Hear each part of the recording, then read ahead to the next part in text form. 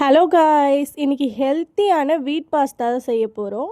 So ஃபஸ்ட்டே நான் சப்பாத்திக்கு மாவு பிசைகிற மாதிரி பிசைஞ்சு வச்சுட்டேன். இப்போ தட்டி எடுத்துக்கலாம். இதுக்கு ரவுண்ட் ஷேப் வேணும் சொல்லி நான் வாட்டர் பாட்டில் மூடியை தான் யூஸ் பண்ணிக்கிட்டேன்.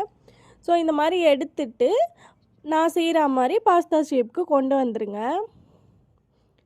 இப்போ இது எல்லாத்தையும் இதே ஷேப்புக்கு கொண்டு வந்துடலாம். இப்போ இதை ஒரு பேனில் பாஸ்தா வேக வைக்கிற அளவுக்கு தண்ணி ஆட் பண்ணிவிட்டு கொஞ்சமாக உப்பு, அதுக்கப்புறம் ஆயில் ஆட் பண்ணிக்கலாம். இப்போ தண்ணியை கொதிக்க விடுங்க. கொதித்ததும் பாஸ்தா எல்லாத்தையும் சேர்த்துக்கலாம். இது நம்ம சேர்க்கும் போது பார்த்திங்கன்னா தண்ணிக்கு கீழே தான் இருக்கும். ஸோ ஒரு 10 நிமிஷம் கழித்து இதை எடுத்துருங்க. அப்போ நல்லாவே மேலே வந்திருக்கும். இப்போ பேனில் 2 ஸ்பூன் ஆயில் விட்டுக்கலாம். அது கூட 4 பல் பூண்டை குட்டி குட்டியாக கட் பண்ணி அதையும் சேர்த்துக்கிறேன்.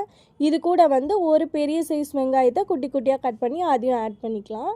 இது கூட வெங்காயம் சீக்கிரமாக வதங்கிறதுக்காக உப்பு ஆட் பண்ணிக்கோங்க. உப்பு மட்டும் பார்த்து ஆட் பண்ணிக்கோங்க. இஞ்சி பூண்டு பேஸ்ட்டையும் இந்த ஸ்டேஜில் ஆட் பண்ணிக்கலாம். அதுக்கப்புறம் 2 பெரிய சைஸ் தக்காளி. மாவுலேயும் நம்ம உப்பு போட்டிருக்கோம். பாஸ்தா வேக வைக்கும் போது உப்பு போட்டிருக்கோம். ஸோ உப்பு மட்டும் பார்த்து சேர்த்துக்கோங்க. இப்போ மூடி போட்டு கொஞ்சம் நேரம் வேக வச்சுக்கலாம். கொஞ்சமாக மஞ்சத்தூள், வெறும் மிளகாத்தூள், அப்புறம் கரம் மசாலா, இந்த மசாலா மட்டும் ஆட் பண்ணி நல்லா கலந்து விடுங்க. இப்போ மசாலா நல்லா பச்சை வாசனை போனதும் தண்ணி ஆட் பண்ணிக்கலாம்.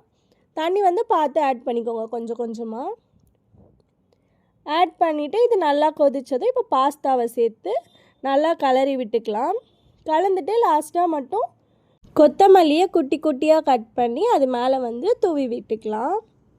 அவ்வளோதான் கைஸ், சர்வ் பண்ணிவிடுங்க. டேஸ்ட்டு சூப்பராக இருக்கும். மறக்காமல் ட்ரை பண்ணுங்கள். ஃபைனலாக இதில் கர்டு மேலே ஆட் பண்ணி டேஸ்ட் பண்ணி பாருங்கள். டேஸ்ட்டு சூப்பராக இருக்கும். பிடிச்சிருந்தா லைக் பண்ணுங்கள். மறக்காமல் சப்ஸ்கிரைப் பண்ணிக்கோங்க.